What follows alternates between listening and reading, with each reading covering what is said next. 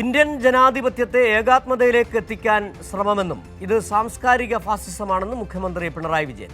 ഗുരുവിന്റെ സാരാംശം ഉൾക്കൊണ്ടാണ് കേരളത്തിലെ പുരോഗമന ശക്തികൾ മുന്നോട്ടു പോകുന്നതെന്നും EMS സർക്കാർ കൊണ്ടുവന്ന ഭൂപരിഷ്കരണവും വിദ്യാഭ്യാസ പരിഷ്കരണവും ഇതിന്റെ തുടക്കമാണെന്നും മുഖ്യമന്ത്രി ചൂണ്ടിക്കാട്ടി. ശിവഗിരി തീർത്ഥാടന മഹാസമ്മേളനം ഉദ്ഘാടനം ചെയ്ത് സംസാരിക്കുകയായിരുന്നു പിണറായി. ശ്രീനാരായണ ഗുരുവിന്റെ ദർശനങ്ങളുടെ സമകാലിക പ്രസക്തി ചൂണ്ടിക്കാട്ടിയായിരുന്നു ശിവഗിരി തീർത്ഥാടന മഹാസമ്മേളനത്തിൽ രാജ്യം നേരിടുന്ന വെല്ലുവിളികളെക്കുറിച്ച് പ്രതിപാദിച്ചത്.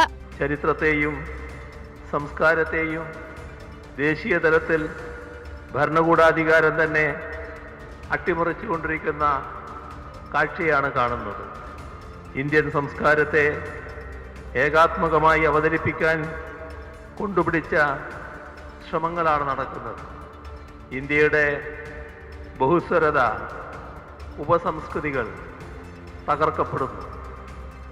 ഐതിഹ്യങ്ങളെയും കൽപ്പിത ഭാവനങ്ങളെയും ചരിത്ര സത്യങ്ങളായി അവതരിപ്പിക്കുന്നു. മനുഷ്യൻ്റെ യുക്തിചിന്തയെയും സ്വാതന്ത്ര്യദാഹത്തെയും ചങ്ങലക്കിടുകയാണ് ലക്ഷ്യം. ഗുരുവിന്റെ സാരാംശം ഉൾക്കൊണ്ടാണ് കേരളത്തിലെ പുരോഗമന ശക്തികൾ മുന്നോട്ടു പോകുന്നതെന്നും മുഖ്യമന്ത്രി പറഞ്ഞു. ജാതീയമായും സാമൂഹ്യമായും അടിച്ചമർത്തപ്പെട്ടിരുന്ന പിന്നോക്ക വിഭാഗങ്ങളെയാകെ അറിവിൻ്റെയും സ്വാതന്ത്ര്യത്തിൻ്റെയും പ്രകാശപൂർണമായ വഴികളിലേക്ക് കൈപിടിച്ചുയർത്തുക എന്ന ശ്രീനാരായണ ഗുരുവിൻ്റെ പ്രബോധനം തന്നെയാണ് ആ കാലത്ത് നടപ്പാക്കിയത്. ഗുരുവിൻ്റെ ഈ പാതയിലൂടെ തന്നെയാണ് ഇപ്പോൾ കേരള സർക്കാർ മുന്നോട്ട് പോകുന്നത്. 2016 അധികാരത്തിലെത്തിയപ്പോൾ കേരള ജനതയാകെ പുരോഗതിയിലേക്ക് കൊണ്ടുപോകുക എന്ന ലക്ഷ്യം വെച്ച് 4 മിഷനുകൾ നടപ്പിലാക്കുകയുണ്ടായി.